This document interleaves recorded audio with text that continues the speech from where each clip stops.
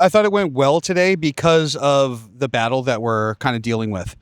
That we saw a ton of people come out to talk about the issue, to actually address it. But now we're finally getting a more collective voice talking about it and narrowing down what the issue is here that we're dealing with. And they want us to talk about guns and algorithms and blocking technology and all this stuff because it's sexy, it's ambiguous, and it keeps things going.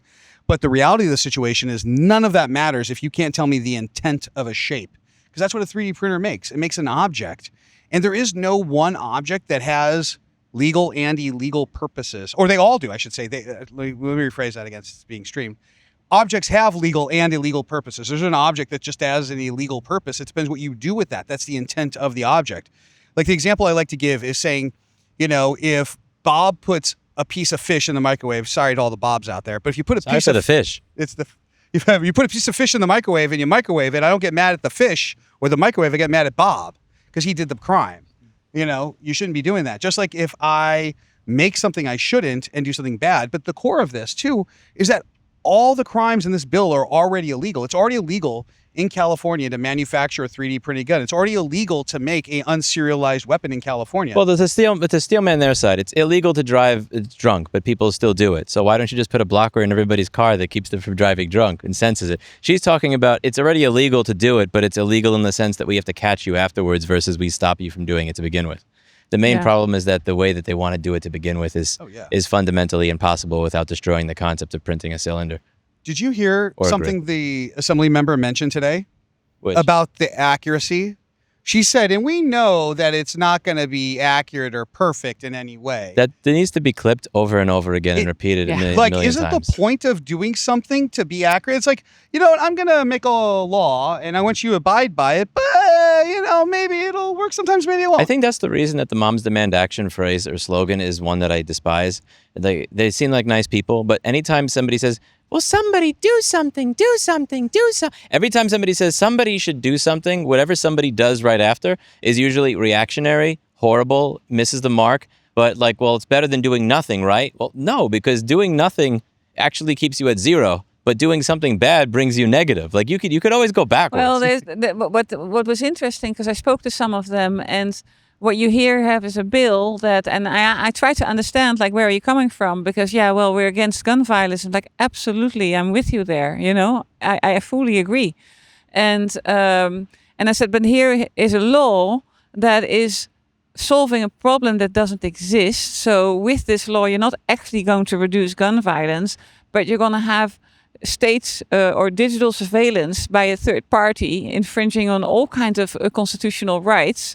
And hampering education, stifling innovation, and making criminals out of daily makers. It's there's, it's you're not saving any lives. You're just destroying other people's lives in another way. And I said, why don't you, I think it would be wiser to focus on things that on actual gun violence that actually exist and try to do something about that. And she says, even if we save just one life, it's worth it. And it was just, I'm just flabbergasted because, okay, that's your position. I get it, but I was kind of stunned by it in the sense that it's so hard for them to oversee what the potential complications are with it. That even spyware on everybody's computer or on your printer, even that it doesn't work. But whatever, the complications for entrepreneurs starting and doing innovating new pieces and saying, okay, I almost have my product ready. Oh, sorry, this piece I can't print. Now my project is not coming together. My Kickstarter just failed. Whatever it might be. They can't fathom that. They don't know that world. So it's at least we're doing something. They're not thinking about the idea that there's cost to the things they're doing. I mean, you would get rid of almost all highway deaths if the speed limit on the highway was 10 miles an hour. It's very easy to say, well, if you can do this and it would stop all these deaths if you're not thinking about any of the negative externalities. And the idea that you think that even if this has a 20% accuracy rate, even if 80 out of 100 times it's getting it wrong and stopping somebody from doing something useful, or 80 out of 100 times it lets the 3D printed gun through, if even we catch 20 of those 100 3D printed guns, we're good. But this comes back to the question of how many times is a 3D printed gun from your. How many times has somebody printed a 3D printed gun from your website and it's been featured? Oh yeah. In a crime stat? Like Never. When's the last? How many 3D printed files do you guys sell every day, approximately, if you had to guess? I can't disclose numbers, but the amount of downloads we have is in the hundreds of thousands. You know, So like how many zeros then? That's the question. and millions. So it's the amount of bad files in between. You know, we scan every single day. We've never, you know, we do see parts come through that people want to put up there. You know, they're not. We want to have a website that is great for children. That they can access to and surf on our website without any problem. But we've never, and we constantly take things down for intellectual property reasons, for content policy violations. It can be all kinds of violations. It's not just about violence, but we constantly take things down. And actually our community even helps us with that. But we've never had I've never had any law enforcement agency call us, say, okay, you know, a file that was created by a designer of yours was used in any kind of crime. So you sell millions of files on a regular basis, and the amount of times that you've either had a warrant, a police officer knock on your door, or it mentioned in a police file, thangs.com made this part was 0. That's never happened. And when we bought the company, there was nothing in the due diligence that indicated that it would happen prior to it. So it sounds like a made-up problem then. It is. Well, and it's interesting because I spoke to one of those moms for gun violence, associations, and she really kind of had this idea that you can magically, you know, create a gun that you can in one print in one go. And I'm like, well, the plastic on a home printer. You know, you're going to blow your hand to pieces. It's not going to work. And by the way, the pieces that are actually going to work and are functional cannot be made on a home printer. So if I had a $300 Bamboo Labs printer and I tried to make a gun as a beginner, it's going to shoot my hand off, or is it going to shoot the person? Well, can I answer that one? Go. You want to answer that one? Like, No, let's you say tell- I actually you could go go to for your it. website, and hypothetically speaking, let's say I could just download something and make an error. I don't want that No, shit on my because website. it's not. No, because it's not about that. It's not about that aspect. Like someone could download this. You have to. The whole thing is like, you know, this is the capital is right behind us. This is law. This is, you know, legalese. We need to really look at the words that matter here. We have to define what is a gun. You know, is a gun a object that fires a projectile and what that is? Okay, if that's an object that fires a projectile, then that could be all sorts of things, and then we're opening it up. But the problem is, and I think a lot of people face this issue, and this is the broader part of this whole discussion, is that people think a 3D printed gun is a ghost gun, and a ghost gun is a 3D printed gun just because it's like, you know, it's ubiquitous. And the thing is too, is like what Marlene was talking about was that, you know, this aspect that, you know, they don't know any better, but a lot of us didn't know anything about 3D printing at one point. And the imagery that every town has been constantly putting out is very scary, that people can press a button and do something bad, but that's not how the technology works. If but you can do it in 5 minutes. How does the technology work? Yeah, then? so Please, the technology works is essentially, well, let me finish this one thought and then I'll get into that. But like the aspect of it is that people think, you know, you can do these things, and every town and the assembly member's office and every state that this has been proposed in, they have information on how the technology works. They have met with different people. I have met with them twice and gone over the fundamentals of how additive manufacturing works. They have the information and they're choosing to ignore it because a clickbait bill gets them attention. A 3D printer, for those of you learning about 3D printing and getting into it, a 3D printer works with digital files. Since it's a digital file, that means it's ones and zeros. That's code. And a machine processes code. And it takes that code. It doesn't know what the shape is, what someone's going to use with the shape or anything like that. It's just printing the ones and the zeros. And then the machine will lay down a layer based on your geometry. Are we getting Yeah, I'm just checking for good questions. Good. Oh, excellent. So it'll lay down a layer, and then it'll lay down another layer and another layer and another layer. And that's additive manufacturing. You're adding. Subtractive would be CNC, where you're carving away. So essentially, you're adding and adding and adding these layers to make an object. Then you take that object off the machine, and then you do something with that object. Whether that object is complete when it's done, or it needs post-processing or work or other things, or maybe parts out of other materials, that remains to be seen. So the conversation that we're having with, it's kind of like a human version of a Facebook comment. They're not going to give you what you want right there in the moment. So don't have the conversation that they want. Make them have your conversation. And that's why I bring random parts with me. That's why I have an eyeball in my pocket. or something else, or I'll just pick up something on the ground and say, can you tell me the intent of this shape? And like, what do you mean? I'm like, well, let's have this conversation. And then you get their brain thinking differently. And that's part of this, but it's such an uphill battle. Well, Not accepting the premise of assholes or having their play your game instead of playing their game. Yeah, it's like war games. The only way to win is to not play the game. I think the point here is that this is not a gun law. This is a digital surveillance law. And if I look at my company, but even competitive companies and the maker world, the maker community as a whole, there's two things about it. First of all, the maker community is really built on open source software. They freely share files together. They build 3D printers together. This has been happening for many, many years. And this is how innovation is happening because people are collaborating in an open source way. And this bill is stifling that. The second part is, for instance, for me as a company, 3D designers that come to Thanks. Thanks is the platform where people make real money with selling their design files or prints of their design files. And they start small, but people really, start making serious bucks on this platform. And so they make a living out of this. They entrust us with their 3D files. They're not mine, they're their files. We have them on our servers, but they are entrusted to us. I'm responsible to keep those files safe. If they want to sell them to person X or Y, that can happen, then we will deliver the file. But it's not up to me to do anything with this file. So giving a third-party access, for instance, to check their files, their intellectual property, and I don't know what that third party is going to do with those files, that's not okay.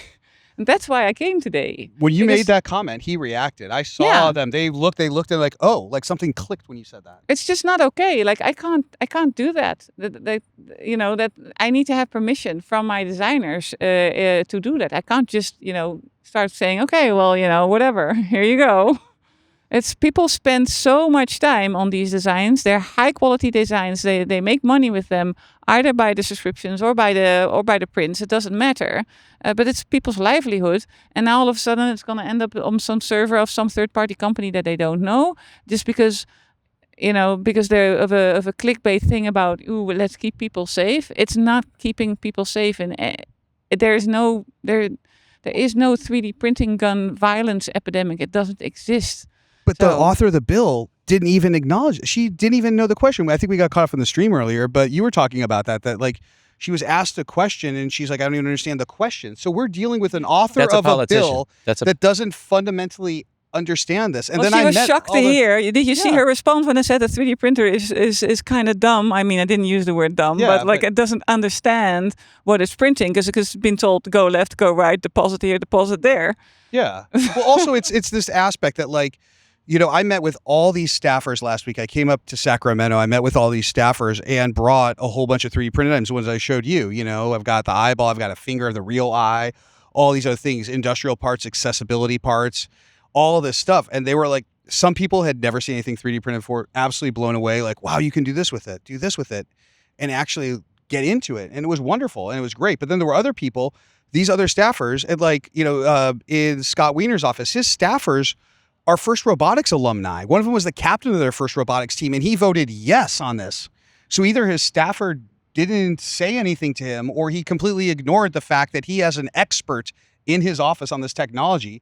And I think that needs to be brought to attention too, because the people that are voting on this are either ignoring basic logic that everyone's telling them, or something else is going on, because they have experts in their office. And for those of you that don't know First Robotics, go look it up. It's a phenomenal program. And if you go through First Robotics, people are going to know. We got some questions. Another good question here. Why is 3D printing so caught up in this conversation when CNC seems to be way more relevant to making firearms? So why not is hammers? CNC caught up? I'm just going to reread it because I'm Depot. why is CNC machines? Why is 3D printing caught up in this when CNC machines seem like they? Oh, it's sexier. It's so much sexier to say 3D and it's more readily scarier. available. Not everybody has a CNC machine in their basement or in their attic. So 3D and the imagery around it too. The imagery is a kid at home with his 3D printer, and then CNC is like a shop. So there's aspect. They're not talking about the practicality of this. Oh, interesting. That's why. And it's also, it's a clickbait headline. 3D printing guns are going to sweep the nation. There's a crisis. We need to stop this. And also, it paints a very easy solution because it's digital. So, we can just put something on here and stop it and save all of you, no problem. I'm not the Michelin man. People keep commenting on me wearing white pants. It's fine. They don't like your white pants? White They're good pants. It White looks good. pants with dirty XLR cable that I put in wet dirt Oh, that yeah. is touching the white pants. That's criminal. This is production right here. This is a Louis Rossmann quality This production. is a Louis Rossmann joint. There's another good question. Okay. Which one? Question for the panel: does this law target just home 3D printers, or could it hamper operations of commercial machines, like the machines that use additive metal manufacturing? Both. Both. All of them. Oh, All you of want to them. ask the question? Yeah, so Oh. would this just mess with your home 3D you're printers, asking- or would this mess? Yeah. Does this law target just home 3D printers, or could it hamper operations of commercial machines like the machines that use additive metal manufacturing? I Your think phone the case point feels that exceptional. somebody made is that if you're a licensed gun manufacturer in California and you use 3D printers, you would not be able, even though you have a license to produce guns, you're still not able to do it anymore if you were to use 3D printers anywhere in your machine lineup. Wait, are they asking for guns or in general? What was the question about? Does this affect just home 3D printers or industrial? Is that what Yeah, they're asking? they wanted to Oh. know what the industrial effect So, is. so the interesting thing is this affects all 3D printers because it's a law. But what the author is trying to do is create these carve-outs for certain industries, so these industries won't fight the bill, and that's part of their tactic. That's why they said medical, aerospace. That's why no one from Lockheed Martin is up here banging their fists on the table, because they're going to be a carve-out. And then after one of my meetings with them, they amended the bill to add this bit about the entertainment industry, but then they only included one sentence and said, Prop makers. yeah, for prop, which is great because they say it's prop makers for a 3D printer made exclusively for prop making. And that's not a thing. There is not a 3D printer that's just for props. That does not exist, and that will never exist. So they're doing these carve-outs and stuff to try to throw things in there. But Put this a little closer if you can. okay, yeah, there we go. Yeah. But by doing that, by doing these carve-outs, what they're trying to do is create these exemptions for other people, but they're doing so ambiguously because now in this bill it says a prop house or prop studio can be exempt. So I'm a prop house. Are you a prop studio? Are you a prop studio? Everyone could be a prop house now because I had a buddy make some stuff for Star Wars out of his garage and they used it in the film, and he was a prop maker and he runs a small shop. So We I make guess he's props exempt. at Shapeways. Yeah, you make So- shots of shapeways. Yeah. You're going to jail. Better watch out. They're gonna come get you. Okay. Well, I'm in New York. I'm safe Consumer for now. desktop No, you're CNCs not. are becoming No, I affordable. know. Yeah. What are some other questions? The people that are voting to ban 3D printing are either misinformed or have an agenda. Yes. Well, okay. What we found was every town is behind the Moms Man Action thing, and Bloomberg is behind the Every Town thing. So, Yeah. what is Bloomberg's personal investment in 3D printing guns being banned? I don't know. I've never met him. Like, what? That was my question. Like, there was this one comment that got a lot of hearts, which is like he's lived his life as an asshole and he knows what's coming and he wants to prevent it from happening or something. I don't even. Is it that sinister? I don't. Is it I mean, a control freak No. thing, I or don't is it think like so. No, like, that sounds. what is the actual agenda behind it? Because at first I thought it was like a manufacturing thing, which is if we can make 3D printing suck, then maybe some sort of major manufacturer who's Oh. being challenged by the fact that people can now 3D print bike parts or 3D print something else would make from it. The companies that make the software, I did a lot of looking into that to see if they had done any sort of lobbying on it, and they didn't. There was what was the name of it? Fizna, Figma, Fizna. I did a lot of looking into that this morning, and they haven't registered as a lobbyist on any of these bills in any of these states. Like, that would make sense to me. If the company that makes the software that claims that we can tell if a gun is being 3D printed is now the company that's spending hundreds of thousands of dollars to get this passed, that would be an easy story and it would click. Well, But that's not. Well, I couldn't find any evidence of that whatsoever. there's not going to be evidence of that, but we do know that there's people from that company in Washington D.C. all the time, and they've been trying to sell this. Did one of the reps show up today? I heard somebody say Yeah, he was from Fizna, the guy that went up there and talked, and he even said, this can be used in this field, this field, this field. They're trying to sell something. And essentially what this bill, it came up because every town has done other gun control. They're actually behind the bills here in California that made 3D printing guns and doing this illegal, which everyone is fine about because no one's argued it, and it's fine. It's moved on.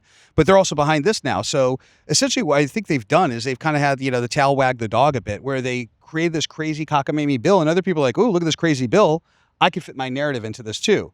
And I don't know about the Bloomberg connection. I mean, I don't know anything other than he put a big investment into this, like $40 million or something in 2014 or something. Yeah, and there were also years Like where that. they raised $80 million to $90 million, and people there said that he was 20 to 30% of their funding that year. Sure. So it was way more than just the original 50. Yeah, I mean, I don't know information on that, so I can't really speak to that. So, but I just know that like I see a pattern happening right now, and It's like today there was another bill sponsored by the same author, and I think she's just trying to score points politically and pass laws that sound sexy, because I mean, I'm against gun violence, so if I wouldn't dive into the actual law, I would go like, yeah, I want that. And so what happened? She also had proposed an AI law where she protects, where she says, okay, I want to protect creative people and creators to from their creativity being stolen and being used by generative AI, and then they don't know it's being used to feed these models. So it was a transparency act. And she was really quite passionate in a way about, I really want to support the creator, the creative economy, which is this economy, the maker space. Yeah, I think it's more just doing what's popular. She doesn't want to support us I don't here. think I think she just cares about doing what's popular. So yeah, in but this that's area, right, because that makes no sense. Because for the first bill, she's basically saying, I love the creator economy and the creative economy and all those people who think guns are and bad. now and we're going to protect them against big tech. And now she goes with the next law. She says, F you, creator economy. I'm going to use big tech to surveil you all. It's like it doesn't make any sense. There's no consistency there.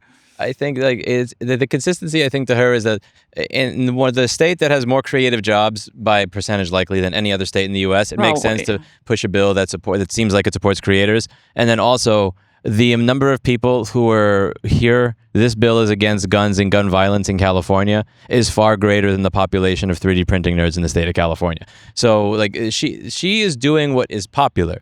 And these are two issues that are both popular. I see your point, which is that they're both shitting on the one is supposed to help creators, and the other would actually shit on creators. That makes sense in that logical sense. I think she's just looking at it from the sense of what is popular.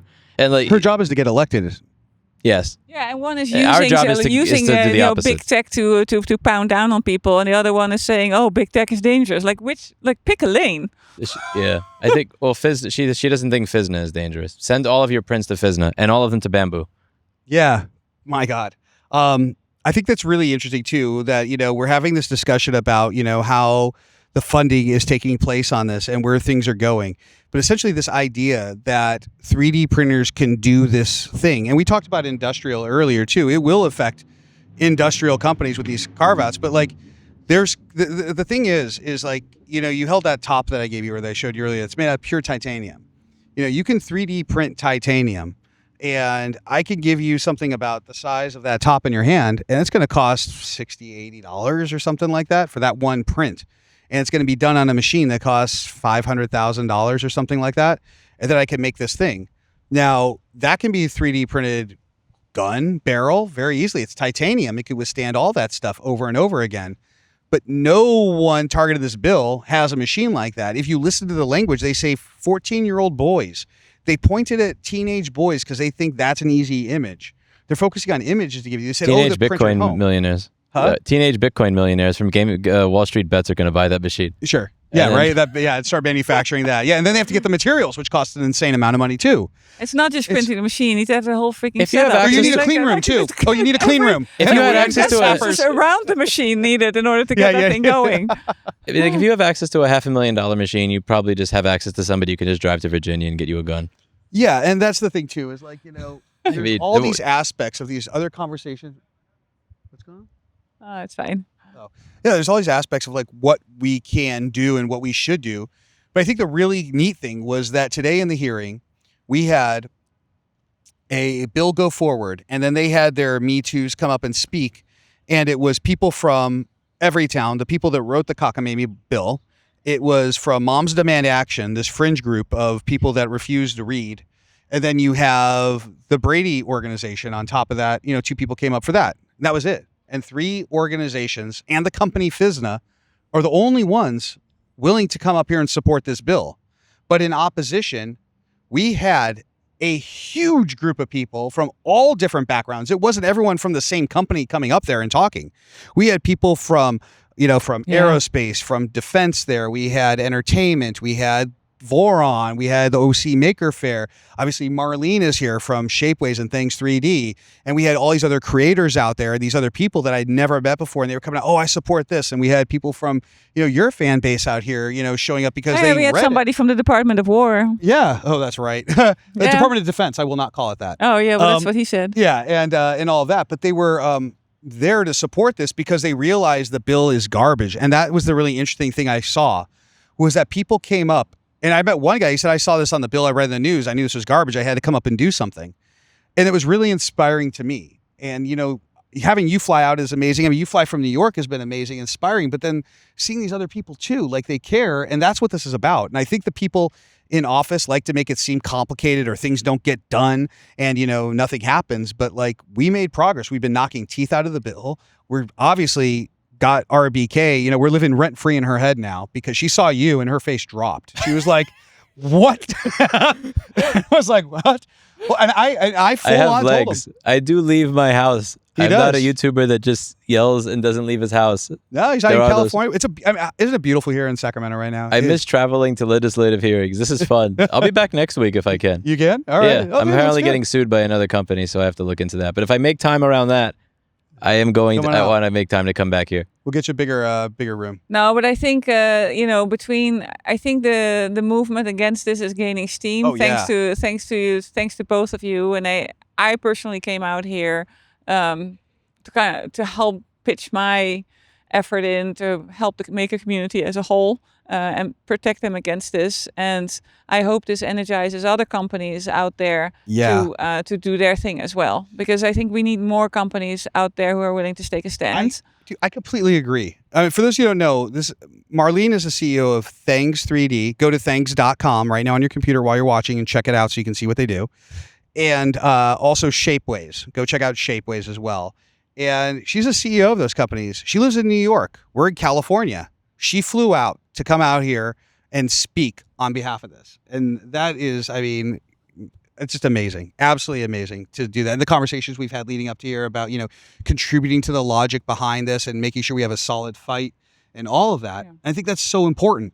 And I really encourage other executives. There were other executives in other industries that came here. Yeah. But in the 3D printing industry, I've reached out to all of them. And only one CEO has been posting on from a big company is Tuan from FiberSeek on LinkedIn. He has been posting about this avidly. And I've reached out to other CEOs. Prussia has helped. Yeah. They've stepped in. West 3D has. A lot of companies are posting on their socials now. And that's great. And I think what we're also doing is we're warming people up to what they need to do because this is all new for people too. I think a lot of more people need to understand that if they talk and speak up about this, that A, it's necessary. You have to do this work if you want to continue your profession. And B, if you do, you're not going to immediately have your head chopped off. No. Like I remember when I was dealing with Bamboo and Powell. Powell did not want to release his software. He did not want to spread it. There were 0 forks of it. So I posted it. I said, here, if sue me, best of luck.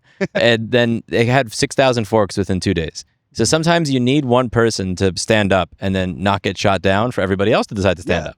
And like by us doing this and showing up here and you not getting branded a 3D printing terrorist, I think there are so many people that, just being real, there are so many people that don't want to be branded as the gun guy or like the 3D printed gun person. So they don't want to be, they want that to be their brand. And that's why I appreciate what you're doing, which when you say, what is the intention of this shape? So you just kind of take the conversation away from guns. I'm asking gun questions because I'm curious because I'm totally ignorant about 3D printing. But I appreciate that when you have the conversation, you keep it away from that to demonstrate that A, you can actually make progress in pushing back against the bill since you've had it amended several times, which is awesome. You can get people to show up. And C, you can keep it so that all the people that show up don't get branded as, these are the people that want to carry an AR-15 to the park that they 3D printed. Because there are gun enthusiasts that are against this bill on Second Amendment grounds, but there's also a ton of people that are against this bill that are very for gun control because it has nothing to fucking do with that. And more people need to stand up and realize, oh, so that guy stood up and he is not branded some psycho-terrorist. Maybe I'll show up to the next hearing. It also shows next week, the ACLU is going to be there and do a testimony next to David. I mean, that speaks to itself. The fact that, I would have never thought that in my lifetime I would be involved in something where the ACLU agrees with the NRA, and and that I would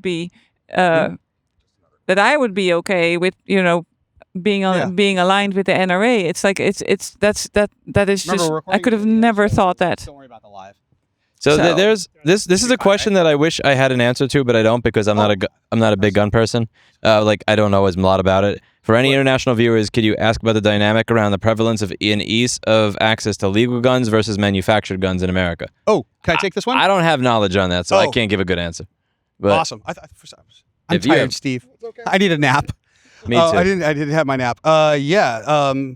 So here's a really fun study. And this is from our friends at Everytown, and I get to use their study right now. And this is gorgeous. I feel like grinning already. Something good is coming out. All right. So Everytown did their study. They didn't mention it in this hearing, and I kind of expected them to say it, but they used the stat that this epidemic has gotten 1,000% worse, and it's 1,000 times more of these things out in the world, and it's from the study that was done. So I'm a nerd, so I looked into the numbers, and I wanted to see this study up close. I started digging around. Well, the study's a little different when you look at the numbers. Everytown did a study, and at the beginning of the study, they found 30 3D printed items found at the scene of a crime. They don't say what those items are, but 30 3D printed items found at the scene of a crime. Then, a couple years later, or when the study completed, it was 300 items found at the scene of a crime. 1 to 10 is 1,000%. 30 to 300 is 1,000%. I 3D print hundreds of things all the time that are objects. They don't say what they are, or what they were used for, or how they were found, or anything like that. And they use that number to scare everyone. But the really fun thing is that from 2024 to 2025, when they're talking about the most recent crazy stats, 300 parts being found, there were almost 400,000 guns found at the scene of a crime, according to the ATF last year. 400,000 guns found at the scene of a crime. 0 100% 3D printed guns. That's a good why stat. are we here? Surveillance, trying to get attention. Like what's the bill? The bill does nothing. It creates things to be illegal to then create a crime. And they also took the power away from the Department of Justice on this too. How? Well, they said now in the bill, the most recent version of it says that if I'm a 3D printing company, I have to self-attest. So I say my 3D printer does not do the bad thing that you want it to do. So it could be sold in California. And they say, okay, that's great. Because the Department of Justice is going to pick a standard that they want to use. One of the ones referenced in the latest was the standards and measurements out of Pennsylvania, that institute out there. They don't do anything for firearms. So they just want a standard that the DOJ is going to say, go for it. And then that's it. That's all you have to do. And then if something bad happens, then it's all retroactive. Originally, the bill wanted the Department of Justice to invest taxpayer money to develop technology that would create software to do this. Then it went through appropriations, and the Department of Justice said, that's not a thing. And by the way, this bill might cause a ton of First Amendment violations, like prior restraint and compelled speech. And it got amended again and took more out of it, and now we're here. So this bill is essentially unenforceable at this point. But it's still in name out there, and that's the problem. And there's a new one in Delaware. Yeah, which is the home to Printed Solid. Prusa. Which is Prusa. That's in America. There's so much work to do. Yeah, there's a lot of work to do here. I'm really excited about it. A lot of people have to start showing up. Yeah. Well, I think that's the thing, too, is people should realize, like, you're not going to be called anything bad. Nothing. You saw today, the more logic you bring into the situation, like anything. Like, I used to hate math. And then once I got into math, it made life so much easier because it's black and white. Like, this is a shape, right? This is what I used in the hearing. I don't know if it'll work on camera here, but essentially that probably looks like a heart to you on camera a little bit. And then I rotate it 180, and now it probably looks like a star-ish. A little bit more tilt, a little more tilt. Yeah, there you go. All right, there you go. And then the other way, it's heart. But you get it. It's a shape. It's an object. This is not illegal. This is not bad. This is not doing anything bad. But if I take this and I smash someone in the head with it, it is doing something bad. But there's no jail for this. There's jail for me. Someone did ask. Yeah. During our I wanted. Yes. That was metal. If Exactly. this was metal. We were speaking with a staffer. Oh, Ethan, really? Ethan and I were speaking to a staffer afterwards, and he asked about your object. He said, "Well, wasn't because we were talking about metal printing because he I was was really hoping they were worried in about metal printing." I said, "You need $1 million to set up Yeah. to set up decent metal printing in any factory. So like a 15-year-old teenage boy is not going to do that." And he said, "But the thing that David had, that was metal." I said, "No, that was polylactic acid." It's corn-based plastic, boy. Straight from a buddy's old polymaker. Good Yeah. old polymaker making us plastic that you can make cool stuff with. That's my polymaker voice. But yeah, that's part of the absurdity of it. Like literally, he just saw a hearing, didn't ask any questions about the object, instead decided to internalize the information that he thought he knew himself and acted on it, and then had a meeting with you after the hearing. I'm glad he asked. Well, me too. But it's like, So- look at this. Like they don't even want to ask the questions because they know they're cooked. I think. I don't know. I'm not a politician. I'm just a nerd with a microphone. But to go back to that staffer, it was interesting. But because I told him, I said, "Look, said why did you vote yes? Why did your senator vote yes for this?" He says, "Well, because we're against." Oh, I think I said this already. Because we're against gun violence. I'm like, yeah, I agree too. But I'm also against gun violence, very much so. But this law does not solve gun violence in any shape, way, or form, and it just creates a whole lot of downstream issues. Yeah. And he just and then I asked him. I said, "What do you think? Is the biggest cause of gun violence in your area? The constituency that you represent?" And he's like, "I don't know, but I think it's gang violence." I said, "And do you know any stats about how 3D printing is used there?" He says, "No, I don't." And then I was asked to supply because he has the Everytown for gun safety. That's what I assume. It's my assumption. He's got the stats from the opposing party. So he said, "You have to come with proof that you shouldn't just tell me that it's not a problem. You have to bring me the statistics." So we're going to actually email them to him because they're turning it around. Like, now we have to prove it's not a problem. I said, "No, the other party should actually prove that it is a problem." They're the ones that are looking to invade your privacy by having you upload customer files or upload your own files to somebody else's private server. Yeah. Or put that person's technology on your system. Because also, part of this... I can't imagine his position. I mean, they're getting 10,000 bills a day. It's horrible. Like, how can you be a specialist in every single thing? It's so hard. All right. Yeah. But his job is to do that, And I forgot what I was just about to say. Anyway. Well, he should do the job that he's getting paid for. Yeah. That's definitely it. There was something else I had a train of thought. It'll come to me tomorrow or later today. No, it's all right. My train of thought is about to end. Yeah. There's a question regarding the standards proposed standards that we compared against. Yes. And so it's basically another question. Is there any requirement for whatever standard being available to the public, or will it just be a hodgepodge of implementations of an unknown standard? So I'm trying to remember the acronym. Is it ATSM? Is that the association? ASTM. Sorry, ASTM. That's who they want to have use their standards. That's what they said in the bill. In their amended bill, it mentions using their standards. Like, go read the amended bill. It's got blue text. You can go see the whole thing on it. But they mention using them or other like organizations to produce standards that the Department of Justice can just adopt. But that's not a thing because it doesn't exist. So that's why this whole thing falls apart. Like, you ask someone to do a thing that isn't a thing, and they do a thing that they can't do, and then you ask them to create something that's not possible. It's all a meme. Smoke and mirrors. It's like hopes and dreams. Like, I don't know what we're talking about here because none of it's real. Don't let your memes be dreams. On that note, do you have another question? I'm out of questions, and I'm also out of brain. All right. I want to say one last thing if I can. Go for it. On this thing before we wrap up. The coolest thing about today was seeing everyone come out. And I've said this before, but it really was nice. Like, it was a good day. And we sat there, we got to listen to other stuff going on, but then we all got to vote with our voices and say something. And that's all recorded.